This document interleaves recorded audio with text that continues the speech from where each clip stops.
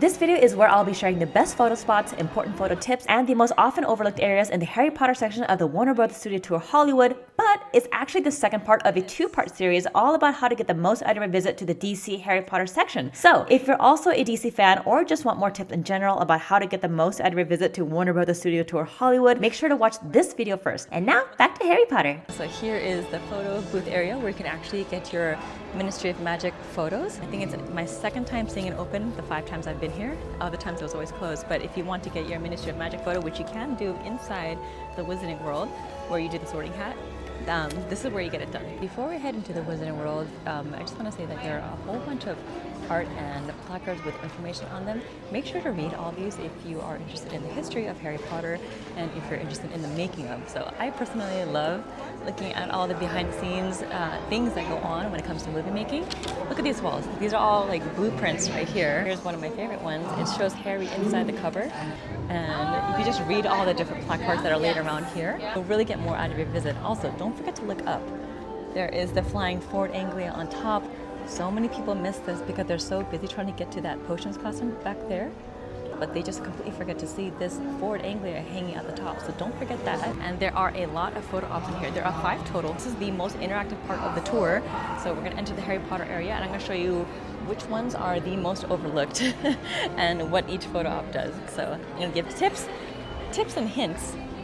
Of course, don't forget to look up at the Fort Anglia. And then here is the Marauders map.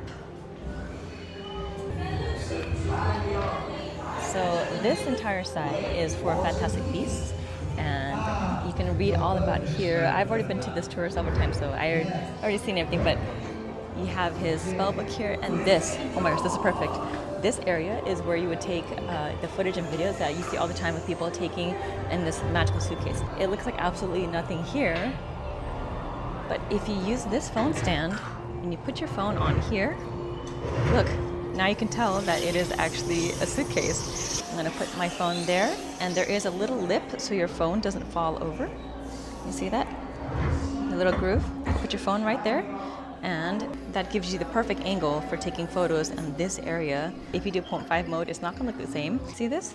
If you do 0.5 mode, this is what happens, so don't recommend 0.5 mode. Here is Newt Scamander's little room. And on these windows, you'll see all different kinds of creatures come up. So you'll have a mooncalf. Oh, look, it's an eruptant. Perfect timing. Like a little rhino. And if you look at these, the props, they actually shake. Look at that. So these windows are actually interactive in a way. Look at that. Isn't that cool? Here, you can learn about all the different animals that you can just touch everything in this book, and then they'll give you more information. Now we head on back to the center area, and of course they'll talk about the flying car here, but honestly nobody reads it, which is why so many people don't think to look up where the Fort Anglia is. Anywho, after you come back to the center area, to your left is a wand choreography station. This is where you can actually learn wand choreography from this dude. It is so corny, but actually pretty fun. Are these actual wands? Oh yeah, they're empty. Okay. Wands are available for purchase at the gift shop. This is actually a really good photo op area. The lighting is a bit harsh, so here's what it looks like with a human in there. We usually just take photos like this. But here's a wand wall. Another nice photo opportunity. This is where you would do wand choreography. This guy will come to life and teach you, instruct you on how to do wand choreography. Here are the different wands. And again, these are all available at the gift shop. All this information here, everyone just bypasses them, but look, more than 3,000 wands were made for the films. Different materials. This stuff is all fascinating, so make sure to read these. Trash can right here if you need to throw away your trash. Hand sanitizer here because it is a very interactive station. You touch all these different potions. By the way, take a look at these potion ingredients too. Actually, I'll just show you.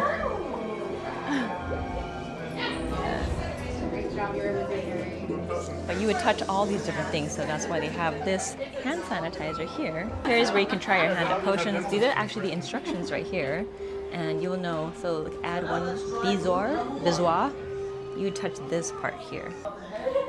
And then when you have a successful potion, it'll change color. So let's just try it. Add a dash at standard ingredient. Standard ingredient. Touch that. Add powdered unicorn horn. Unicorn horn. Ooh, Ooh, do you see that? And add mistletoe berries. So mistletoe berries. Let's see. Ooh, yeah, it lights up. And then touch the wand below to stir when you finish adding. Okay, so touch this wand. Ah, look, I'm a wizard.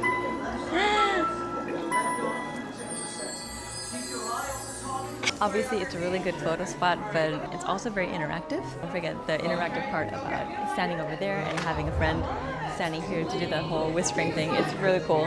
Now I am exiting the potions area and I'm going to head over to the final 2 sections of the studio tour. Oh wait, 1, 2, 3. 3 sections of this Harry Potter section. And this next section is, in my opinion, the most photogenic area. Look at this natural lighting. Look at that. It's so pretty.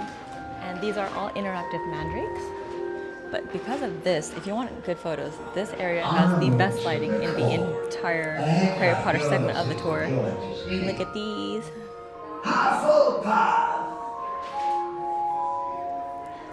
Sometimes these mandrakes don't work, so you just gotta test it out. You can do lots of photos and videos here. Yeah, do you hear it? They're screaming.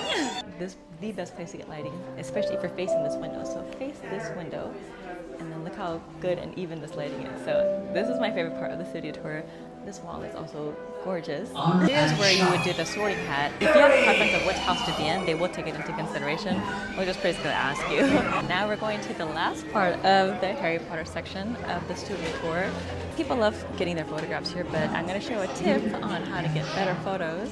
I did a video all about it, which again I will link. I'll show you exactly what to do, exactly where to stand, where to look, because you get a lot of shadows. Look how cool that looks. This is so cool. It looks amazing in photos. In real life, you might think it looks super fake, but that's pretty much another example of movie magic. Look how it looks really fake here. And you can tell this is just wood. But in photos, it looks really amazing. These spotlights will once again create a lot of shadows on your face. So what you want to do is you want to stand in the middle, and then do you see this bar? Try to look at this bar. You're going to feel awkward, but if you look at this bar while taking photos, she's doing it right. Then you'll be more evenly illuminated by these quite unflattering spotlights, and make sure that when you're putting your hand out like that, it doesn't create shadows on your face. These are your tips for getting good photos at the studio tour. Here's another example why you should be reading these informational placards. The special effects department built a machine that could be loaded with dozens of letters and send them flying into a papery flurry within the set, so it was not CGI. These are real letters. Look at these photos. Deadly over the years.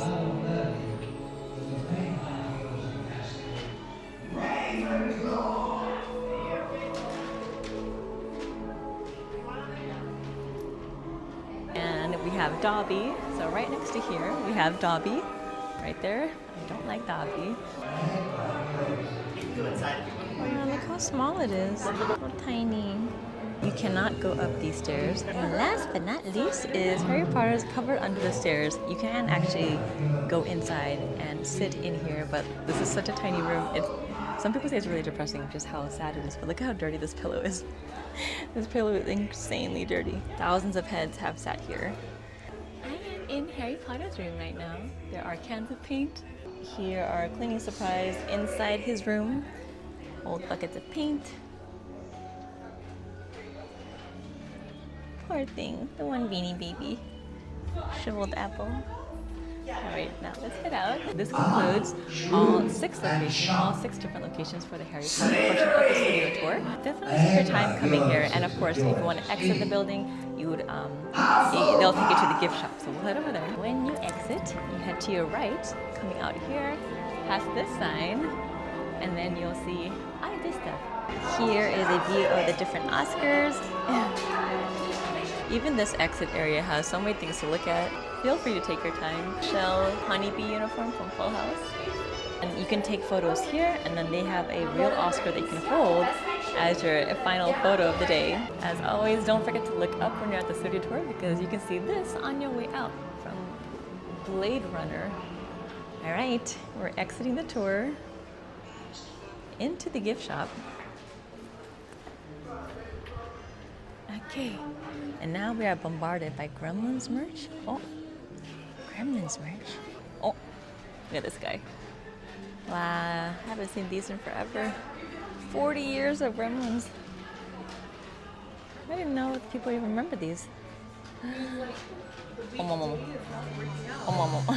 Here is Warner Brothers Hollywood here. Holiday stuff. Holiday theme. I always say this, but if you want to get Harry Potter merch, then the prices are actually priced better at the studio tour gift shop than at the theme park. And the theme park is only about 9 minutes away. So that's why I highly recommend just coming here to get your merch if you plan to be buying things at the theme park. We have our Honeyduke section here. Everything is priced cheaper here than compared to Honeydukes in the theme park. If you buy a robe here, you can get it personalized for free. If you go to the theme park, you have to pay $20 for this personalization. So rather than doing that, save your money, save your galleons, and we're going to take a quick look at the price. It's $100 here. Universal Studios Hollywood recently lowered their robe prices to $109.99, so it's $110, but it's still cheaper here, and they honor military discounts as well as give you personalization included if you buy a robe here. If you bought a robe and got it personalized at Universal Studios Hollywood, you would have paid $110 for the robe and $20 extra for the personalization. I didn't get to go to the Friends section of the studio tour today, but there is a lot of stuff for Big Bang Theory as well as for Friends, and you can actually eat at Central Park Cafe if you want to. And the Rachel, which is a matcha latte, that was actually pretty decent. Here we go, Gilmore Girls. Their merch here. There is so much Harry Potter merch here if you are a Harry Potter fan. I love the smell of this candle. There is a selection of the different wands from Warner Brothers Studio Tour gift shop. Just bear in mind that these are not the interactive wands, so you cannot use these at the theme park, which is 9 minutes away. These are just basically collector's wands. So there are a whole bunch of different wands here. You can see whose wands they are, who they belong to. They come in these boxes, different colored boxes for different prices, I believe. But yeah, just bear in mind, once again, that these are not interactive. So if it was interactive, they would have that little sensor tip. But this one clearly does not, so it is just a collector's wand. Ah, look at this! There's a whole Christmas village, a Hogwarts Christmas village here. How cool! Don't forget, as soon as you exit the Studio Tour gift shop, you look for this Starbucks, and there's actually the largest TriWizard Cup, or Goblet of Fire, TriWizard Cup from Harry Potter, and this is actually another excellent spot to take photos. This is the biggest replica, I believe, that's out there right now, and because it's facing a large window, another good photo opportunity because you have so much natural light. So here we are, just walking around, and we have this backdrop here in the back. Before I forget, I don't know if I mentioned this before, but make sure to bring a portable charger or be on airplane mode, because that place for some reason just drains your battery. So keep your phone on airplane and just let everyone know that you're not going to be able to respond for the duration that you're at the tour, because otherwise you're just going to run out of battery. And I've seen so many people have trouble trying to get an Uber, trying to contact their friends. It's always the same issue. I've been here 5 times, and every single time I just know that my battery is going to be drained. I'm not really sure if it's because I take so much footage, but every time I've come here, without a doubt, my phone was at 14% or like 5%. So portable charger or airplane mode. If you still haven't watched the first part of this 2-part series on how to make the most of your visit to the Warner Brothers Studio Tour in Hollywood, make sure to watch it now. If you're ready to get your tickets, use the link in the description box for discounted tickets. If you like my little eyelashes that I wore, they're from my very own company, Elegant Lashes, in the style called Regal, which I will also link below. I'll be posting more about the studio tour, but in the meantime, make sure to check out my Warner Brothers Studio Tour Hollywood playlist so you don't miss out on any important details. See you next time!